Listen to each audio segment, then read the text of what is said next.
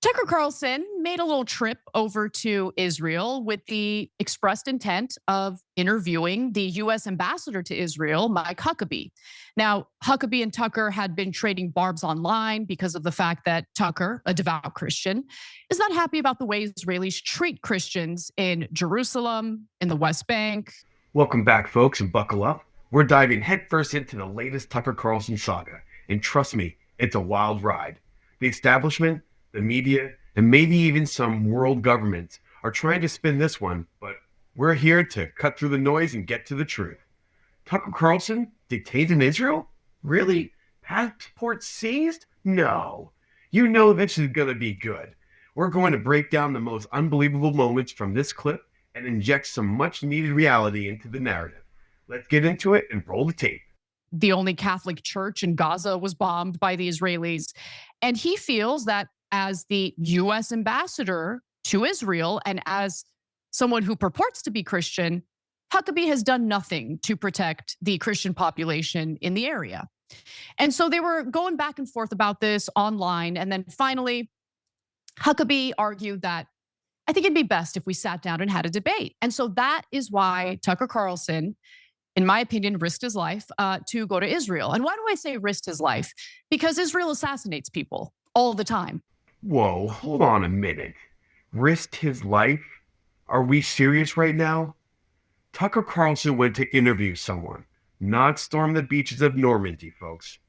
This kind of hyperbolic nonsense is exactly what we get when the left try to paint every interaction with Israel as some life or death struggle. Let's be real. Tucker Carlson is a journalist. I bet a controversial one, yes, but he's still a journalist. He's not James Bond. The idea that Israel is just assassinating people all the time and he bravely waltzed into a death trap is pure, unadulterated fantasy. It's a cheap shot to demonize the sovereign nation and inflate the drama. Stop, people. Give me a break on this one. Okay. And not just in their own country. I'm talking about assassinating people outside of Israel. Okay, so it is risky as hell to be a vociferous critic of Israel, as Tucker Carlson is, and decide, no, you know what? That conversation with Huckabee is really important. So I'm going to go ahead and take that risk. So he flies over there and he never left the airport. So according to Tucker Carlson, he was unable to leave the airport because of the fact that upon arrival, he and his colleague who was with him they were separated. They had their passports confiscated. And then while they were detained, they were asked all sorts of questions about why they were there, what the interview was about, right? At that point, by the way, I should note. So the interview happened, I guess, at the airport. Tucker claims that he didn't even leave the airport. Interview happens, and then they ask about, what was the context of the interview? What were you asking him?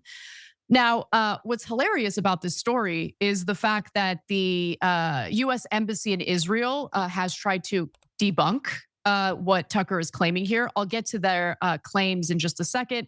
But let me just read you verbatim what Tucker Carlson told the Daily Mail. The Daily Mail got an exclusive interview with him about this matter.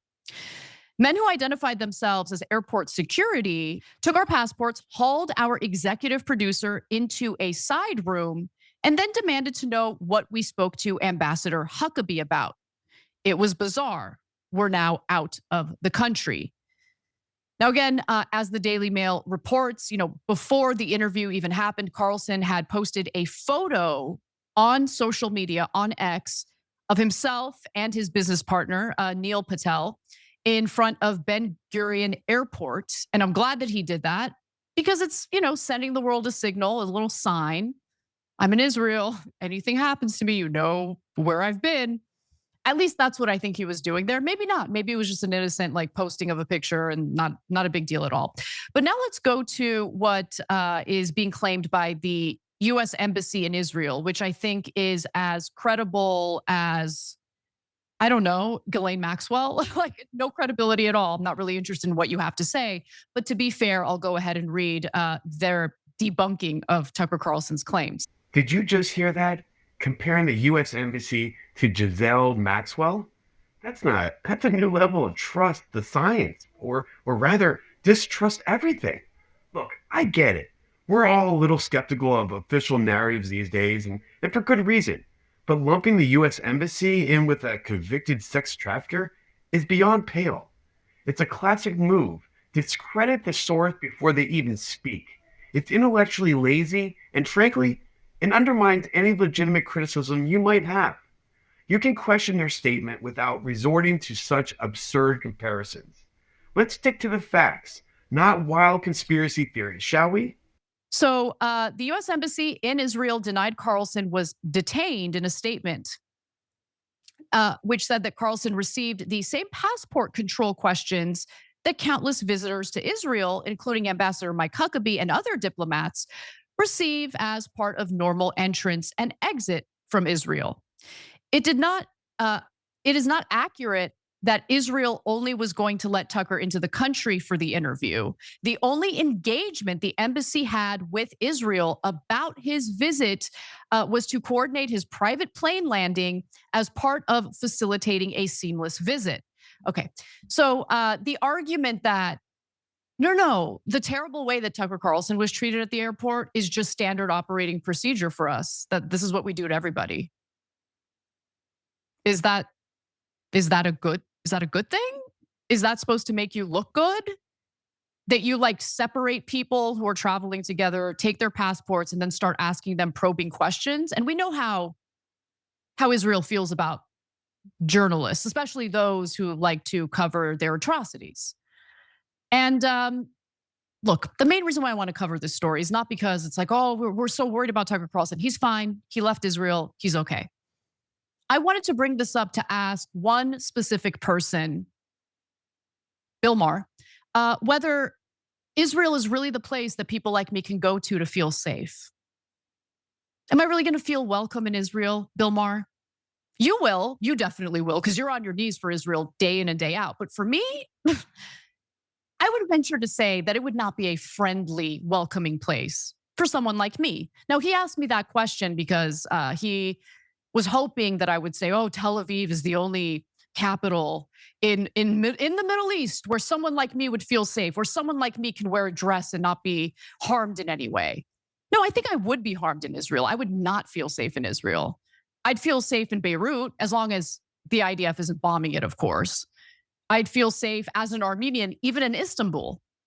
But I would not feel safe in Tel Aviv. Okay, this is where we really go off the rails. You'd feel safer in Beirut or Istanbul than Tel Aviv? Seriously? Let's take a reality check. Tel Aviv is a bustling modern city, a beacon of freedom in a very complicated region. Beirut and Istanbul, while culturally rich, have their own significant security challenges and histories of political instability. To suggest that a Westerner, especially one who runs their mouth about Israel, would be safer in those places is it's not just disingenuous, it's downright dangerous. It's a narrative driven by ideology, not by actual on the ground safety concerns, completely ignoring the reality of living in those regions. Just ask the Armenians who live in Jerusalem how they feel with the way Israelis treat them. And they don't even run their mouths like I do about the Israelis. All right, folks, that's a wrap on this wild ride. From hyperbolic claims about Tucker Carlson's safety to outrageous comparisons and questionable takes on regional security, it's clear there's a lot of spinning going on here. So tell me, what do you think? Where Tucker's claims legitimate? Is the US Embassy trustworthy? And where do you actually feel safest? Drop your thoughts in the comments below, hit that like button, and subscribe for more unfiltered truth. Until next time, stay vigilant, Patriots, stay vigilant.